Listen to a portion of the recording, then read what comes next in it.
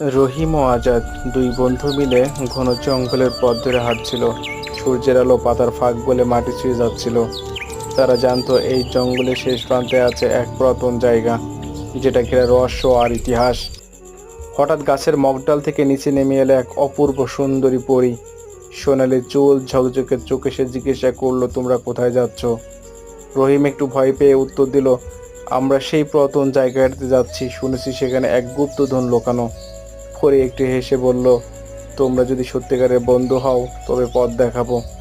আজাদ ও রহিম একে অপরের দিকে তাকিয়ে বলল, আমরা একে অপরের জন্য জীবনও দিতে প্রস্তুত। পরে খুশি হয়ে তাদের সামনে এক জ্যোতিময় পথ খুলে দিল।